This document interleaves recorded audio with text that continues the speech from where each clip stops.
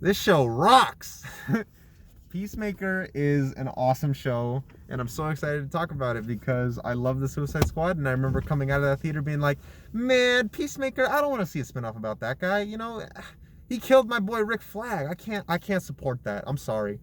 And then like right after the first episode of the show, I was like, you know what? Rick Flag wasn't that cool anyways. This show is awesome.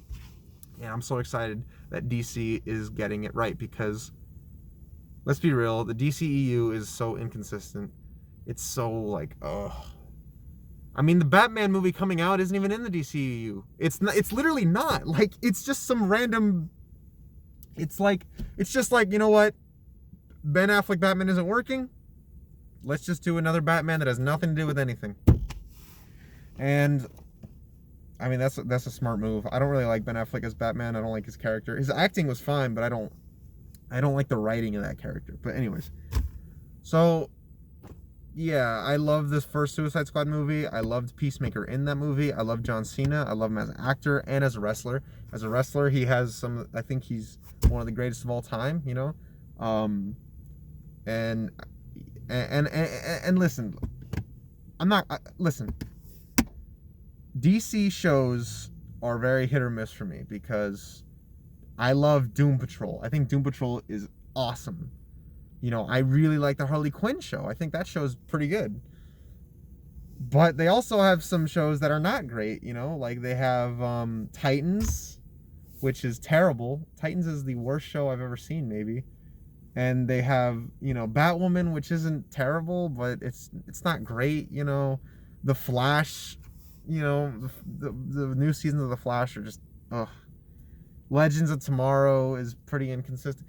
DC shows are very then again, you have shows like Swamp Thing, Superman, and Lois that are just like, bam, you know. So with this show, I was like, okay, it's James Gunn. James Gunn usually knows what he's doing. He makes great movies like Super, Guardians 1 and 2, and The Suicide Squad. So I thought, okay, this should be a good show. And I thought the show was excellent. I thought it was hilarious. I thought the action was great. The plot was interesting. It was just a great show. Let's go through the characters. Obviously, you got Peacemaker himself. John Cena is great. You can tell there's a lot of improvisation. You can tell John Cena is just having the time of his life with this role. And I'm glad because he's a great fit for it. And it's just a great character.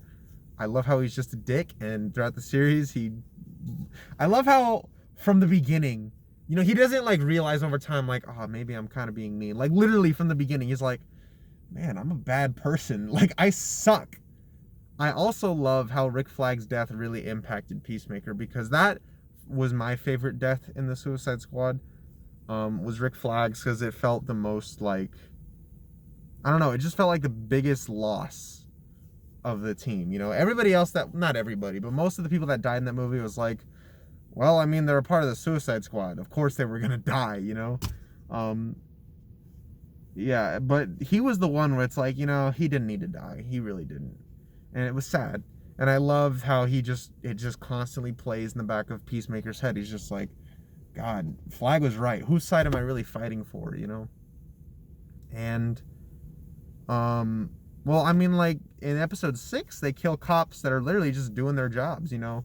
I mean, I don't want to get into that whole cops thing, but yeah, I mean, they were just innocent people, and you know, they're just killing them. I think that's when he realized he's like, yo, what am I doing? You know, I love how his idea of peace is constantly being questioned throughout the show, which it should be. His idea of peace, literally, like Rick Flag said, his idea of peace is a joke.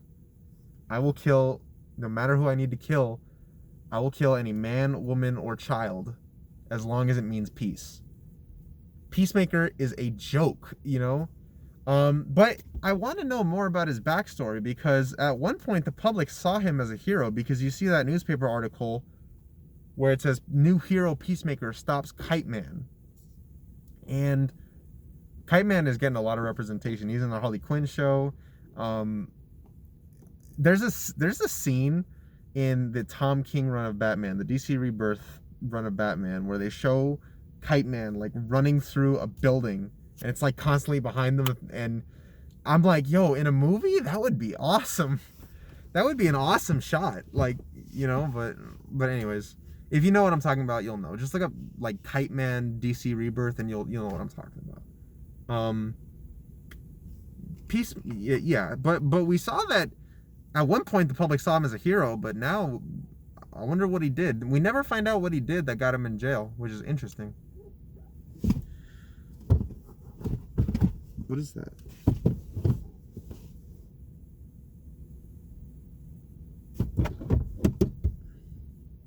It was a bug. Anyways, I just like my foot like slid down the thing. That was that sound, but I like felt like a lump. I was like, what is that? It was just a bug. But anyways, so back to the show.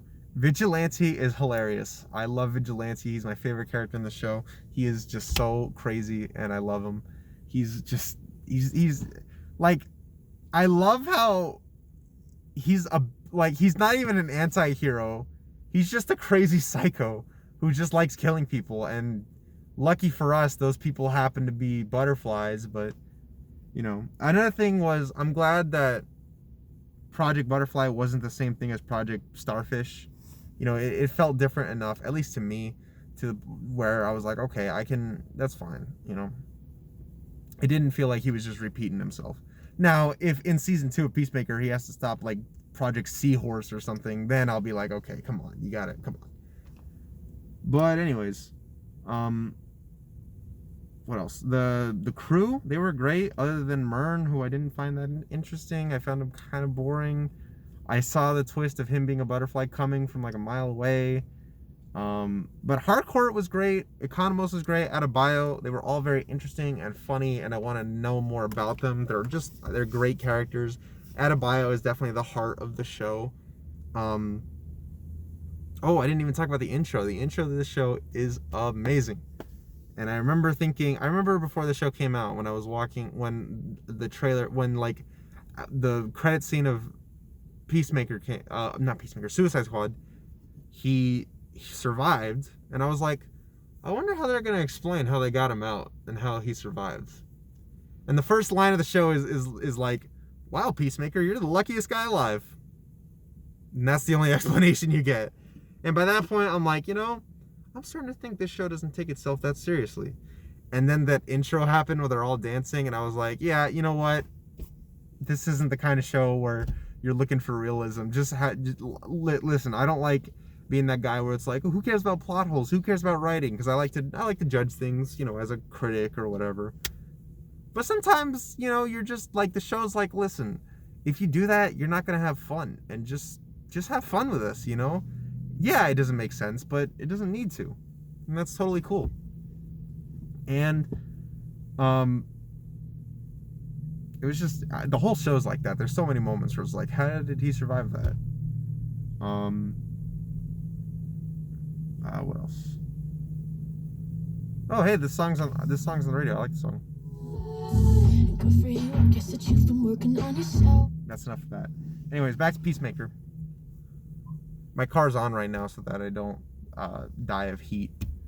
But anyways, so back to the show. So episode 1, episode 2, and episode 3 were all dropped at the same time, and I watched them all, and it did not feel like 3 hours. I guess it wasn't, but because they were like 45 minutes apiece.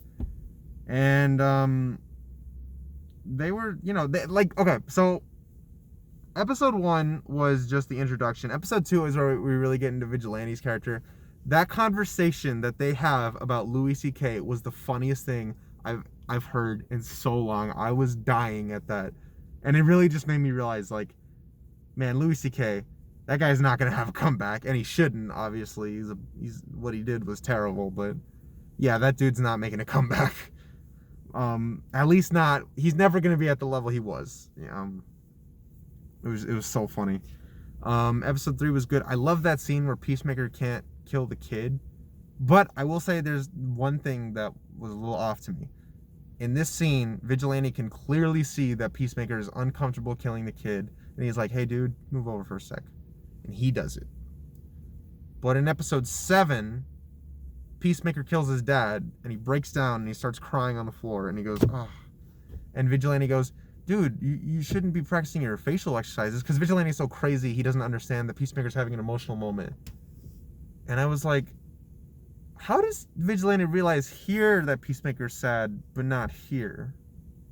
It felt like they were kind of changing his character just for that joke. And they didn't need it, you know. You could have just had him crying. You didn't need that joke. You never cared at all, maybe. Anyways. Anywho.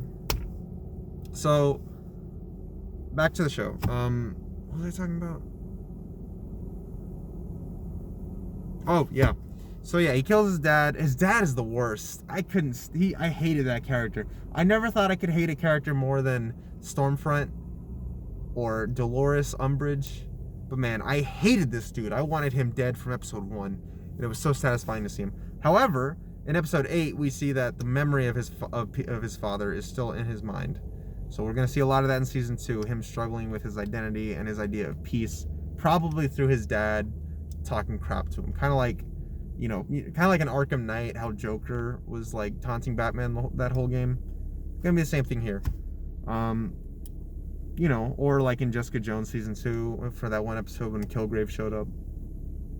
Or like Dexter's dad.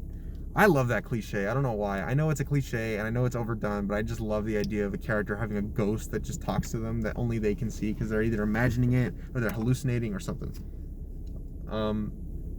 Yeah, this show was excellent, man. Excellent, excellent, excellent. I was so happy with it. Every week I was like, yes, new Peacemaker. The jokes were hilarious. I will say there's one common joke that they do throughout the show that kind of got old after a while. And you might not notice it, but think about it. If you're playing a drinking game, drink every time a character says something ridiculous.